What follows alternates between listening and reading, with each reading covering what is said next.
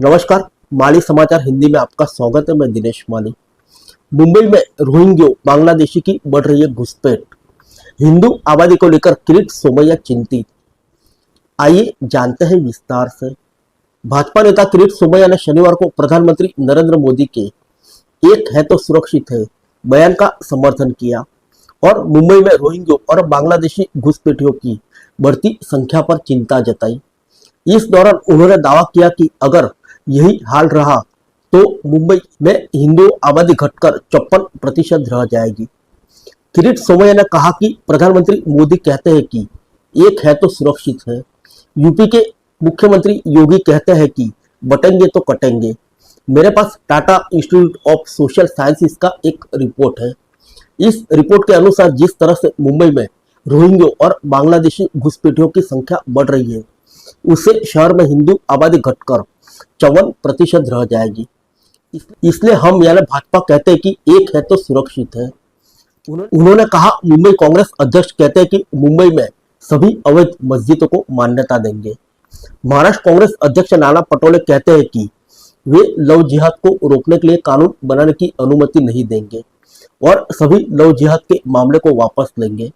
इसलिए मतदाताओं ने एक तो सुरक्षित है का फैसला किया है।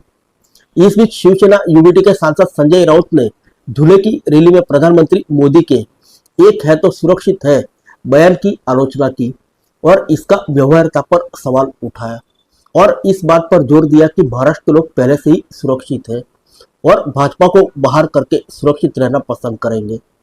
संजय राउत ने कहा कि प्रधानमंत्री को ऐसी बातें कहने की क्या जरूरत है, बटेंगे तो कटेंगे यहाँ काम नहीं आया तो महाराष्ट्र के लोगों ने इसे बाहर कर दिया। अब एक है तो सुरक्षित है, वह किसे एकजुट करने की कोशिश कर रहे हैं और किसे बचाने की कोशिश कर रहे हैं। क्या राज्य और देश के सभी लोग आपके नहीं हैं? हम महाराष्ट्र में सुरक्षित हैं और हम और भी सुरक्षित रहना चाहते हैं, इसलिए हम बीजेपी को बाहर करेंगे। संजय राउत की ये प्रतिक्रिया प्रधानमंत्री मोदी की तरफ से विपक्ष पर कटाक्ष करने के बाद आई है, जिसमें उन्होंने महाविकास आघाड़ी की तुलना बिन पहियों और ब्रेक के वाहन से की। 20 नवंबर को होने वाले विधानसभा चुनाव में धुले में एक जनसभा को संबोधित करते हुए प्रधानमंत्री मोदी ने कहा, महाविकास आघाड़ी की गाड़ी में न तो पहिए है न ही ब्रेक और ड्राइवर की सीट पर कौन बैठेगा, इस बात को लेकर लड़ाई चल रही है। राजनीति में उनका उद्देश्य एकमात्र लोगों को लूटना है। जब महाविकास आघाड़ी जैसे लोग सरकार बनाते हैं तो वे हर सरकार की नीति और विकास में बाधा डालते हैं।